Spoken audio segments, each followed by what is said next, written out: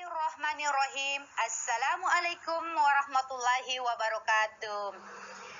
Selamat pagi anak-anakku sekalian. Bagaimana kabar kalian hari ini? Alhamdulillah, hari ini kita akan memasuki pembelajaran pendidikan agama Islam dengan pokok bahasan yaitu ketentuan pernikahan dalam Islam.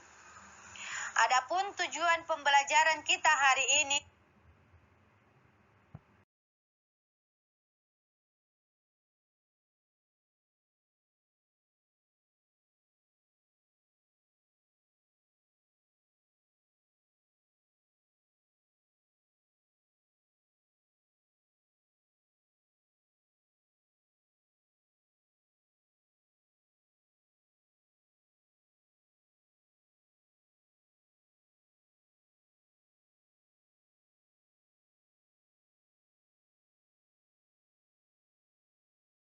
tujuan pembelajaran kita hari ini yaitu yang pertama, menerima dan mengakui ketentuan pelaksanaan pernikahan berdasarkan syariat Islam.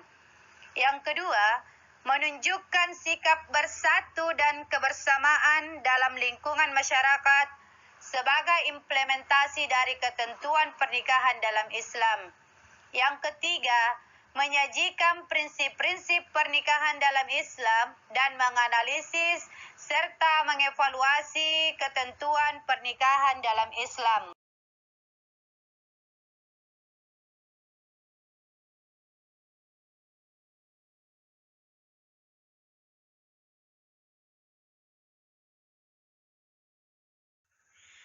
Yang pertama kita bahas yaitu tentang pengertian pernikahan.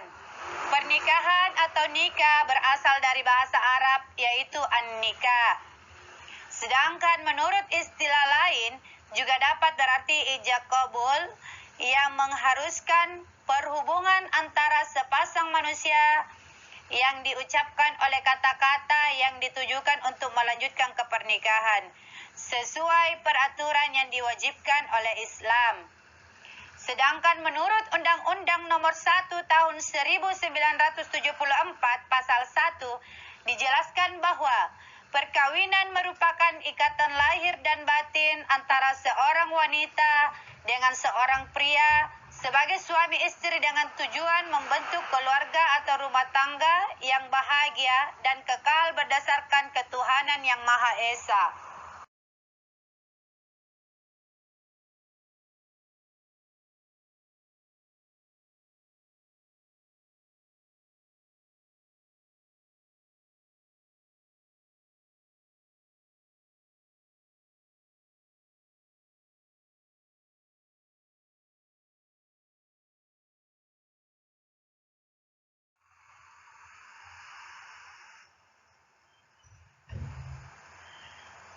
Dasar hukum pernikahan.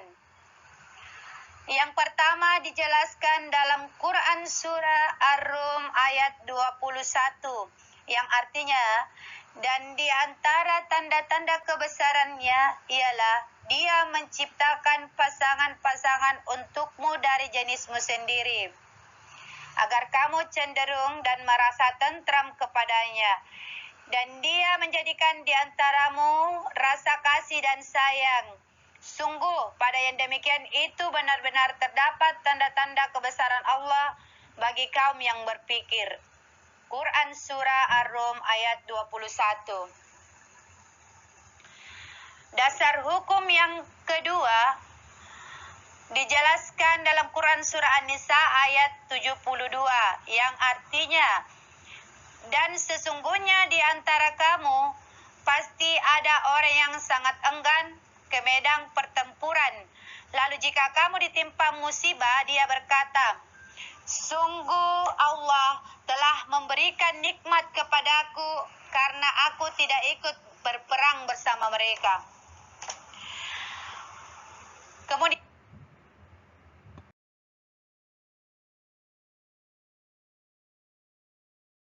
dasar hukum yang ketiga yaitu hadis riwayat Al-Baihaqi tentang pernikahan dapat menjaga pandangan dan nafsu. Yang artinya, jika seorang menikah, maka ia telah menyempurnakan separuh agamanya. Karenanya, bertakwalah kepada Allah kepada separuh yang lainnya.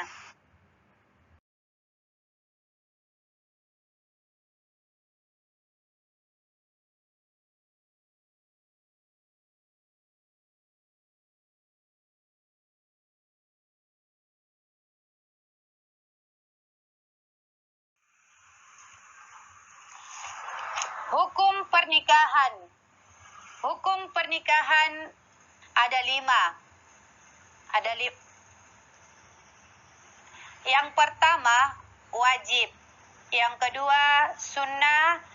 Yang ketiga, makruh. Yang keempat, mubah. Dan yang kelima, haram.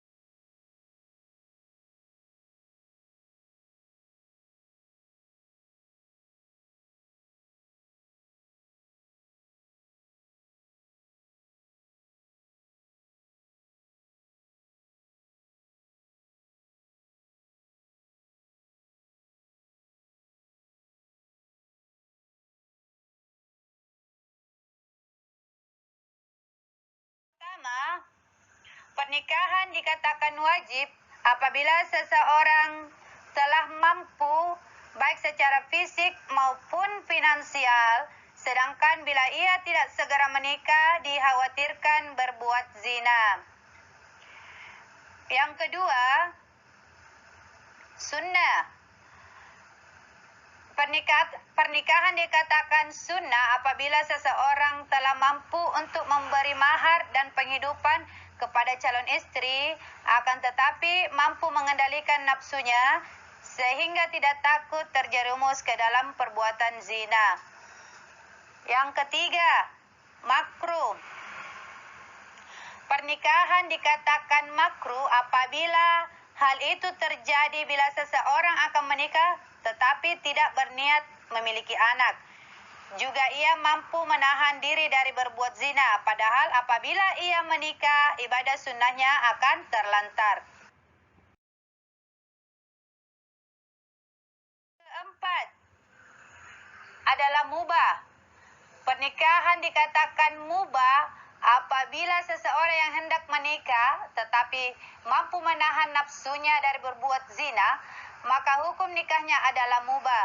Sementara ia belum berniat memiliki anak, dan seandainya ia menikah, ibadah sunnahnya tidak sampai terlantar. Yang kelima, haram. Pernikahan menjadi haram apabila ia menikah justru akan merugikan istrinya atau membuat perempuan menjadi menderita karena ia tidak mampu memberi nafkah lahir dan batin, atau jika ia menikah, ia akan mencari mata pencaharian yang diharamkan oleh Allah, padahal sebenarnya ia sudah berniat menikah dan mampu menahan nafsu dari zina. Itulah tadi paparan materi tentang ketentuan pernikahan dalam Islam. Demikianlah. Assalamualaikum warahmatullahi wabarakatuh.